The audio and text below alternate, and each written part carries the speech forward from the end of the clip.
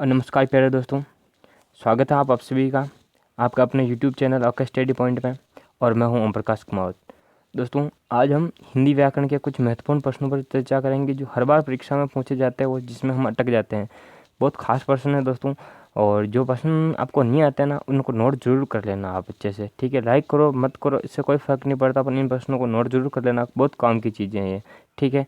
तो शुरू करते हैं आज का पहला प्रश्न। देखो, हाँ, जो दोस्त अभी तक चैनल को सब्सक्राइब नहीं किया कर लीजिए और इसके पुराना वीडियो देख लीजिए, ताकि आपको पता चल जाए कि किन किन स्तर के प्रश्न आते हैं, कौन कौन से प्रश्न आपके लिए इम्पोर्टेंट है और किन किन प्रश्नों को आने की आगे की संभावना बनी रहेगी। तो देखिए आज का पहला प्रश्न, निम्न में से शुद्ध विपरीतार्थ समूह है। अब इनमें से बताइए कि जो विलोम शब्द है उसका शुद्ध रूप कौन कौन सा नहीं है, ठीक है।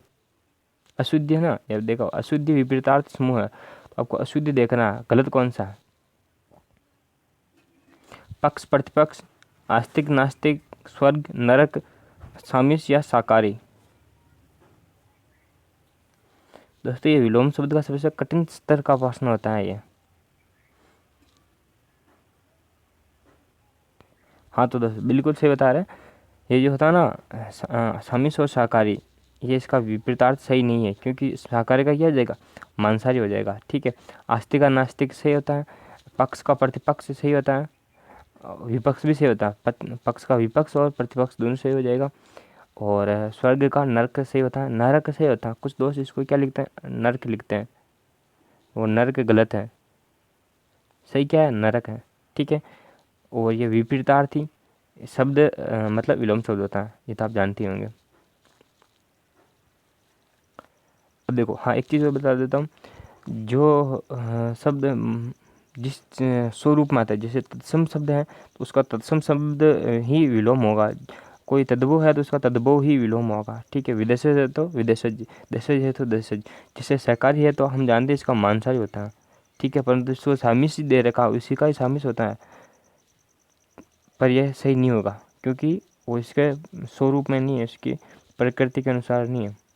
आस्तिक का नास्तिक सही है, स्वर्ग का नरक सही है, बिल्कुल उनका स्वरूप में ही है। पक्ष के आगे फर्ती लगा के इसका विपरीत बनाया गया, या वी लगा के भी इसका विपरीत बना सकते हैं, तो उसकी प्रकृति को ध्यान में रखिएगा हमेशा। अगला देखो, पर्वत रत्न विशेष सूर्य श्रिप वृक्ष किस अनेकार्थी शब्द के अर्थ हैं। दोस्तों, ये भी बहुत कठिन लेवल का प्रायवाची शब्द का प्रश्न होता है। दोस्तों, एक शब्द ऐसा आता है जिसका हम पर्वत अर्थ भी निकाल सकते हैं, रत्न विशेष भी निकाल सकते हैं, सूर्य भी निकाल सकते हैं, सांप भी निकाल सकते हैं, और वृक्ष भी कह सकते हैं उसको। अब बताइए कौन सा है।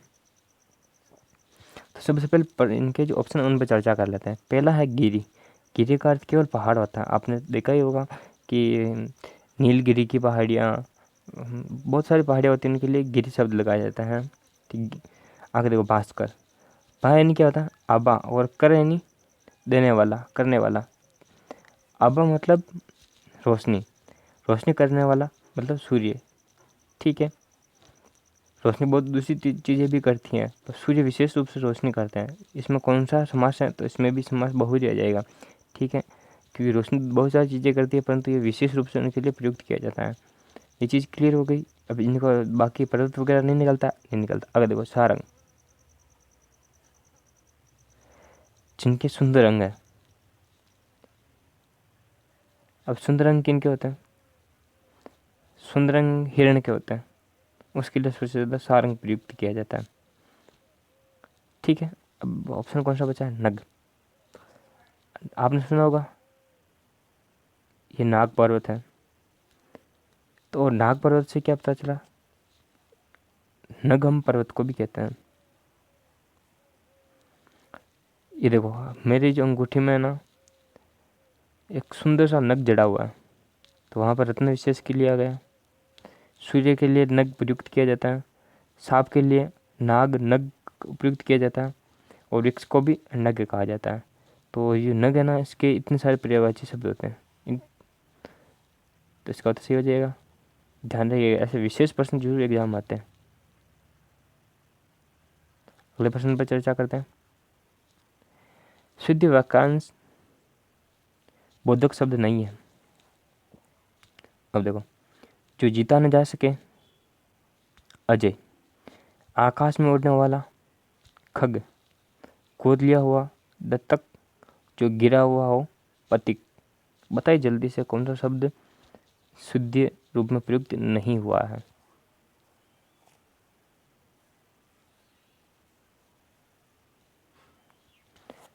हाँ दोस्तों, इसका उत्तर है, इसके लिए सबसे पहले चर्चा करते हैं नीचे से। जो गिरा हुआ हो उसे पतित ही कहते हैं। वो सुना होगा पतित पावन सीताराम, इनकी पतित को पावन बनाने वाले, गिरे हुए को पवित्र बनाने वाले कौन है? सीताराम है। इसीलिए याद रख लेना, पतित का विलोम क्या हो जाएगा? पावन। ठीक है, आगे देखो, गोद लिया हुआ दत्तक पुत्र, जानते होंगे ये। और आकाश में उड़ने वाला खग पक्षी सब जानते हैं, परंतु जो देखो, जो जीता ना जा सके उसे क्या कहते हैं? उसे कहते हैं अजय। बाकी अजय किसे कहते हैं?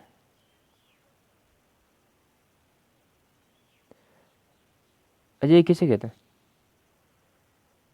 जल्दी से बताओ। अजय उसे कहते हैं जो कभी हारा ना हो, और अजय उसे कहते हैं अजयी, जो जीता ना जा सके। बहुत बारीक अंतर है, ध्यान रखिएगा। बुद्धिमान होने का गर्व अर्थबोधक मुहावरा है। अकल का दुश्मन, अकल पर पत्थर पड़ना, अकल के घोड़े दौड़ाना, अकल का पुतला।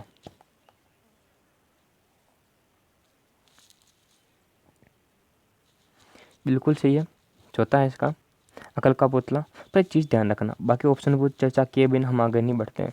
इसमें देखो, अकल का दुश्मन होना मतलब मूर्ख होना, एकदम स्टूपिड व्यक्ति को कहते हैं अकल का दुश्मन। ठीक है, आगे देखो, अकल पर पत्थर पड़ना मतलब कोई किसी मुसीबत में आ गए आप, और उसमें क्या हुआ, आपको कोई अच्छी सी सूझ नहीं आई, तो आप क्या करते हैं? मेरी तो अकल पर बाटो पड़ गयो, तो वो बाटो पड़ गयो उसी का मुहावरा होता है अकल पर पत्थर पड़ना। मतलब आपको सही सूझ विकसित नहीं होना, सही सूझ न आना, ठीक है, अकल मारी जाना। इसके लिए दूसरा मुहावरा भी ये प्रयुक्त करते हैं, अकल के घोड़े दौड़ाना। अकल के घोड़े दौड़ाना मतलब घोड़े दौड़ाना जहाँ पर भी आ जाए ना, वहाँ केवल काल्पनिक अर्थ निकलेगा, मतलब केवल काल्पनिक कल्पनाएं करना, दिमाग सपने देखना। ठीक है, तो इसको ध्यान में रखिएगा। अकल का पुतला क्या होता है? बुद्धिमान होने का गर्व होता है।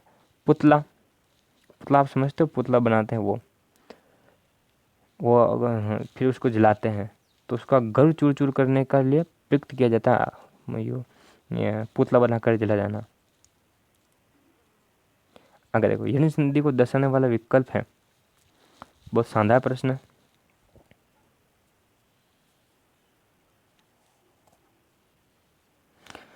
शीत ऋतु है, शीत ऋतु हो जाएगा। सडानंद, गुरुवाज्ञा, महोदय, जल्दी से बताओ।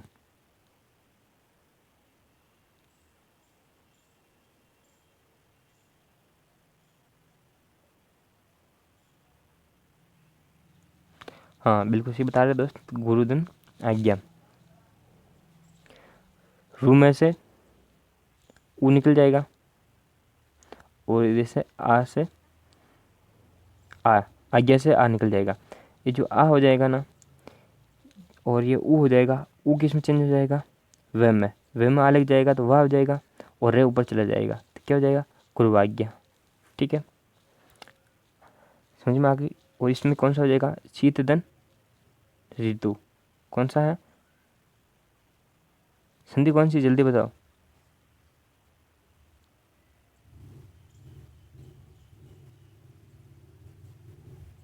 जल्दी से बताओ, संधि कौन सी है इसमें?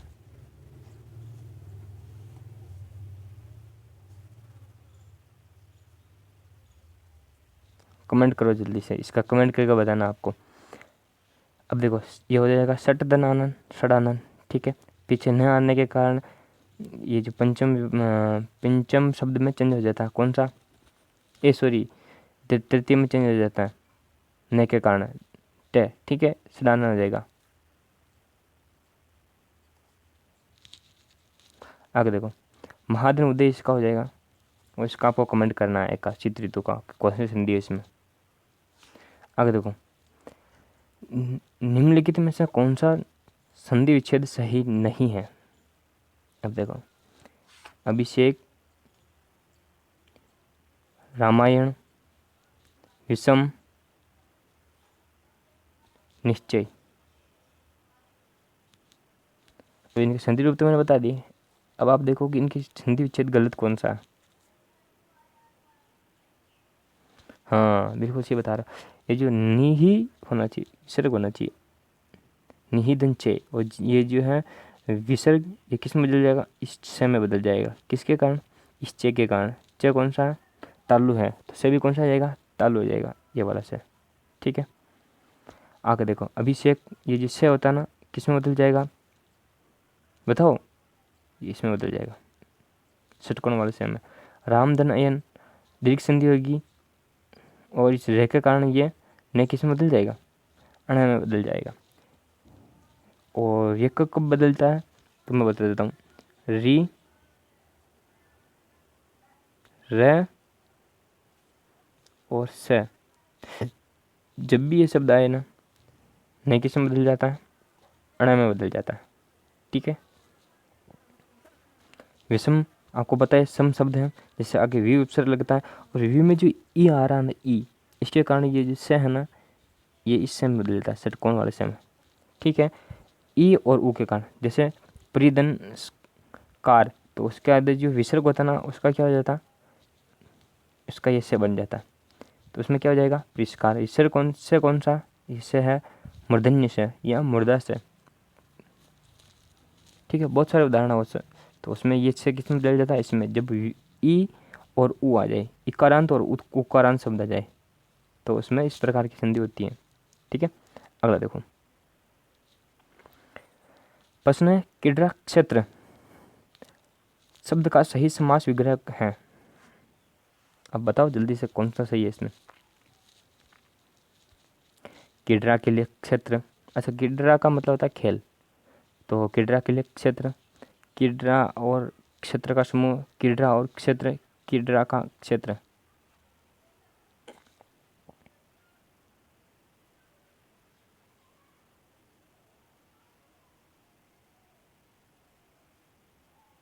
जल्दी बताओ। हाँ, क्रीड़ा के लिए क्षेत्र हो जाए, खेलने के लिए जो जगह होती है ना, वो क्रीड़ा क्षेत्र कहला जाता। कुछ दोस्त क्रीड़ा का क्षेत्र बता रहे, पर इसमें नहीं होगा। कोई जगह का नाम जब भी आए ना, कोई वस्तु का नाम जब भी आए, वो चीज़ के लिए आती है। जैसे घर आता ना, घर के बहुत सारे पर्यायवाची शब्द जिसमें भी जुड़ते हैं। हिमालय, आलय का अर्थ घर या जगह होता है। तो देखो, हिम, हिम के लिए आलय, इस प्रकार इस चीज़ें बनती है, ध्यान रखिएगा। और ये जो समूह जब आए ना कहीं किसी में, तो इस समूह का मैं बता देता हूँ। समाहार, समाहार बनता है अपने संस्कृत में, समूह का समाहार लगाते हैं, तो द्विगु समूह में ऐसा हो जाता है। क्रीड़ा और क्षेत्र, ये किस में होता है? द्वंद्व समास में होता, और का शब्द का प्रयोग। अब देखो, कर्मधारय समास को दर्शाने वाला विकल्प है, कौन सा है? नीलकमल, त्रिभुवन, आमरण, समाजद्रोही। बहुत शानदार प्रश्न, जल्दी से कमेंट कर दो इसका तो। हाँ बिल्कुल सही बता रहे दोस्त, नीलकमल। सभी को ये तो बहुत आसानी से आता है प्रश्न, बहुत साधारण सा प्रश्न आ गया। नीलकमल, नीला है जो कमल, ठीक है, इसकी विशेषता बता रही है। अच्छा, कर्मधारय की कुछ चीज़ें बता देता हूँ। कर्मधारय समास दो तरीके से होता है, कौन किस तरीके से? एक तो होता है विशेषण विशेष्य, अच्छा तीन तरीके से होता है मुख्य रूप से। तो एक तो विशेषण विशेष्य होता है, एक होता है उपमा उपमेय, एक होता है विशेष्य और विशेष्य। दोनों विशेषताएं एक साथ आ जाती है किसी की, तो भी उसमें कौन सा होता है? तो भी उसमें कर्मधारय समास होता है। तीन चीज़ें याद रख लेना, विशेषण विशेष्य, विशेष्य विशेष्य और उपमा उपमेय। ठीक है, अगला देखो, त्रिभुवन, तीन भुवन का समूह, कौन सा हो जाएगा? द्विगु। आमरण, उपसर्ग लगा हुआ है मरण में, ठीक है, तो कौन सा हो जाएगा? अव्ययी भाव। समाजद्रोही, कौन सा हो जाएगा? समाज का द्रोही, कौन कौन सा हो जाएगा? तत्पुरुष। ठीक है, आगे लो। हाँ, नीचे हीन, अभाव को दर्शाने वाला उपसर्ग है। जल्दी से बताओ उत्तर।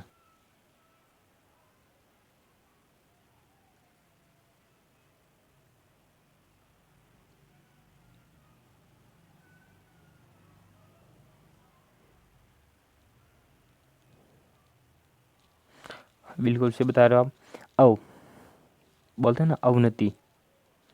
जो अवनति है वो किसी को नीचे को बताता है। अव क्या होता है, नीचे को बताता है, ठीक है।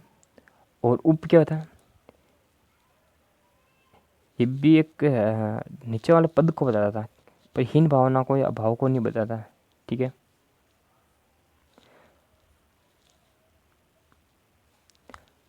अभी और प्रति आप जानते हो दो तरह का उपसर्ग है, और इनका शब्द के प्रयोग के अनुसार अर्थ निकलता है मेन रूप से। परंतु अव जो है ना, इसका हम सभी जानते हैं कि इसका नीचे के रूप में प्रयुक्त होता है और अभाव के रूप में भी इसका अर्थ देखा जाता है। अगला देखो, विदेशी भाषा के उपसर्ग से बना शब्द है। पुरस्कार, परपेट, अधकचा, हर रोज।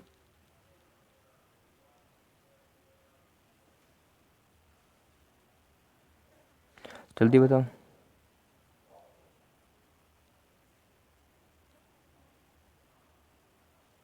ये जो हर है ना, ये रोज में जुड़ा है। अपना तो प्रतिदिन होता है, रोज में हर जुड़ के इसमें विदेशी भाषा का शब्द बना है, ठीक है। अगला लो, भाववाचक तद्धित प्रत्यय से बने शब्द को दर्शाने वाला विकल्प है। देखो भाववाचक आ गया है, उसमें भी तद्धित प्रत्यय हैं, जल्दी से ढूंढो। पनिहार, धनवान, लालिमा, लकड़हारा।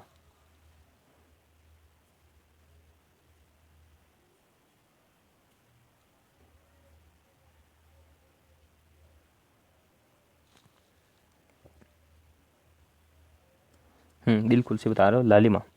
लालिमा होता है ना, वो क्या है, भाववाचक शब्द है, ठीक है। और लाल क्या है, एक रंग है, एक कॉन्सेप्ट है, अवधारणा है। लालिमा शाम के समय के जो सूर्य की जो वो चमक होती है ना, जो गड़ जाते समय, रात्रि से कुछ समय पहले की गोधूली बेला का समय का जो आकाश में जो लालिमापूर्ण जो होता है ना, उसे लालिमा कहते हैं, ठीक है।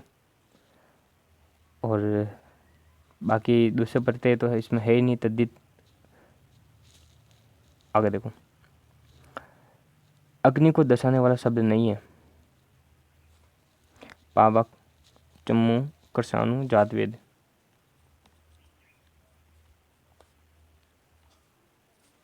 जल्दी से इसका उत्तर बता दो।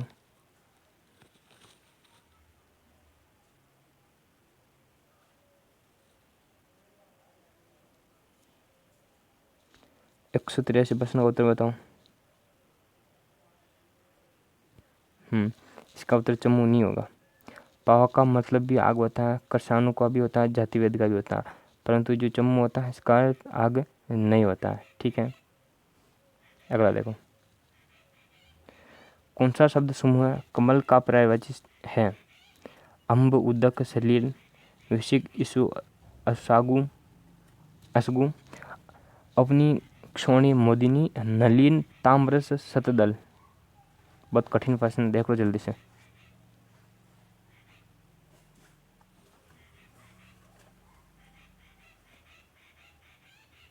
हाँ, तो इसका उत्तर हो जाएगा चौथा, नलिन, ताम्रस और शतदल। ये जब आप कमल के पर्यायवाची शब्द पढ़ोगे उसमें कठिनतम शत्रु में से ये प्रश्न, ये उपसर्ग मिलेंगे, ये पर्यायवाची शब्द मिलेंगे आपको। और ये तत्सम शब्द के हैं जो इसलिए आपको मुश्किल होता है, मुश्किल लगते हैं। अगला देखो, 185, विषाद शब्द का विपरीतार्थ शब्द है, विलोम शब्द बताओ विषाद का। तो क्या हो जाएगा इसका, आह्लाद हो जाएगा, विषाद का आह्लाद, ठीक है। वरदान का श्राप, मृदु का कठोर, स्तुति का अस्तुति, ठीक है। यह बुराई करना। कौन सा विकल्प विलोम शब्दों को नहीं दर्शाता है। बताओ इनमें से कौन सा विलोम शब्द का समूह नहीं है। सम्मुख, विमुख, गरिमा, लगिमा, संयोग, सुयोग और राग, विराग।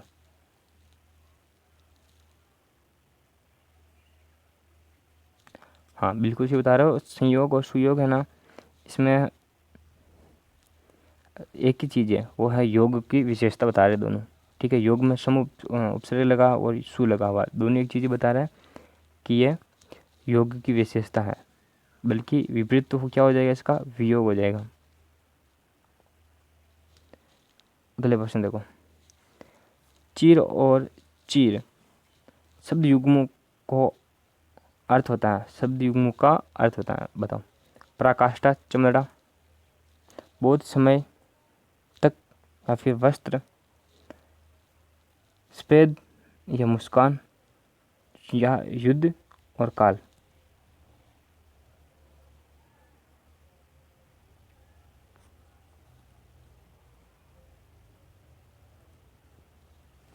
हाँ, दूसरा ऑप्शन सही है इसमें, बहुत समय तक और वस्त्र। हम कहते हैं चिरकाल तक चला यह कार्य, और उसने उसका चीरहरण किया। ठीक है, चीर का मतलब वस्त्र हो जाएगा, और चीर का मतलब बहुत समय तक, दीर्घ अवधि हो जाएगा। अगला प्रश्न देखो, जहाँ गंगा यमुना बहती है वह देश उपजाऊ है, वाक्य है कौन सा? साधारण, संयुक्त, मिश्र, निषेधात्मक, निषेधवाचक।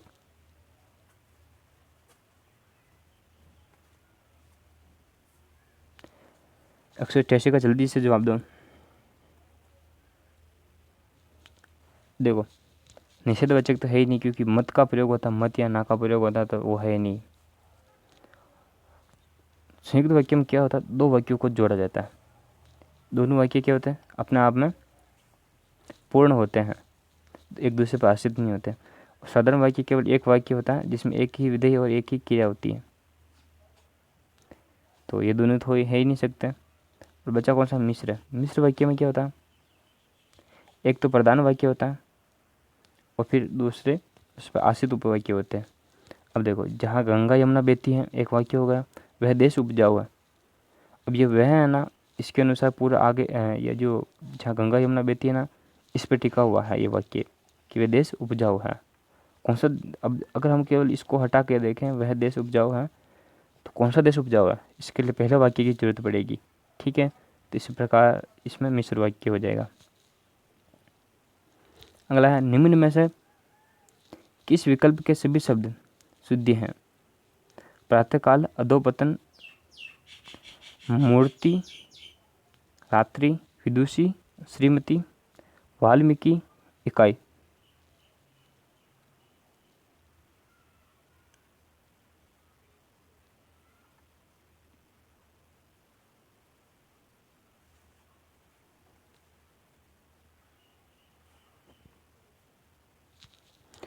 हाँ, इसका उत्तर जो हो जाएगा ना सही वाला, ये हो जाएगा विदुषी और श्रीमती।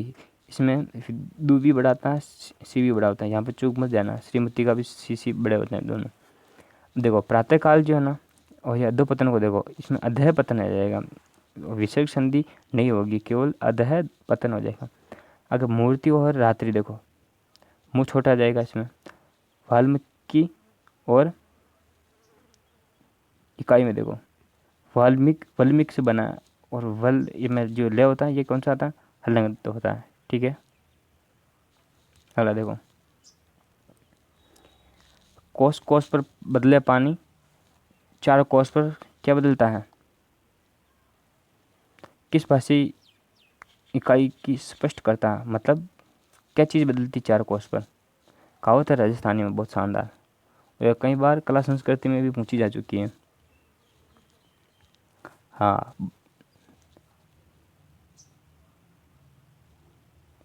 बोली बदलती है, बोली मतलब वाणी। चार कोस, कोस कोस पर बदले पानी, चार कोस पर बदले वाणी, वाणी मतलब बोली। क्या हो जाएगा इसका? तीसरा ऑप्शन हो जाएगा। अगला देखो, निम्न में अशुद्ध अक्षरी खंड है, क और ये स, त और र, त्र, क और ज्ञ, स और र। हाँ, तो ये इसका गलत है। क्या होता है इसमें? इसमें होता है ज, तन, ये। इसका क्या बता? ज, जिसे हम ज्ञ बोलते हैं। ठीक है, इसलिए आपको ये प्रश्न दिया गया है। अगर आपने पढ़ा हुआ तो सही हो जाएगा आपका, नहीं पढ़ा हुआ तो गलत हो जाएगा। अगला देखो, तत्सम तद्भव का अशुद्ध युग्म है, तो कौन सा है? इक्सु ईख, अज्ञानी अनजाना, एला इलायची या दधि दूध।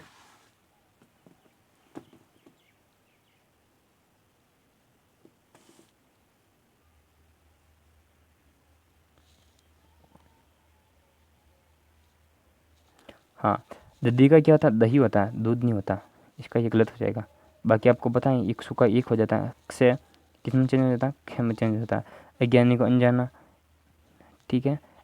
एला का इलायची बोलने लग गए, तो इस प्रकार ये चेंज हो जाएगा, ठीक है। उसने लड़ाई की है, वाक्य में काल भेद है, सामान्य भूतकाल, आसन भूतकाल, संपूर्ण भूतकाल या सामान्य वर्तमान काल।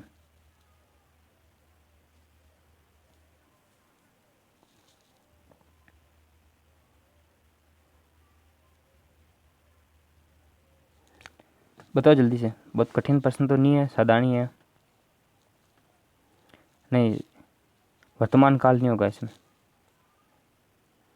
इसका सही उत्तर हो जाएगा आसन भूतकाल, क्योंकि वर्तमान में जस्ट अभी खत्म हुआ है कार्य, इसलिए इसमें क्या हो जाएगा? आसन भूतकाल हो जाएगा, ठीक है। आगे देखो, निम्न में भाववाचक संज्ञा नहीं है। निम्न में से कौन सी भाववाचक संज्ञा नहीं है? बचपन, बनारसी बैठक या एकता।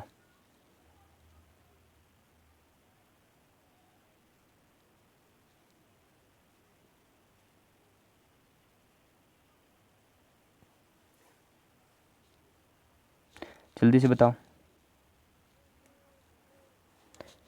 बनारसी, बनारस क्या? ये व्यक्तिवाचक संज्ञा है, ठीक है। और बनारसी किस चीज़ के लिए प्रयुक्त हुआ है? किसी वस्तु के लिए प्रयुक्त हो जाएगा, तो इसमें किस में बदल जाएगा? जातिवाचक में।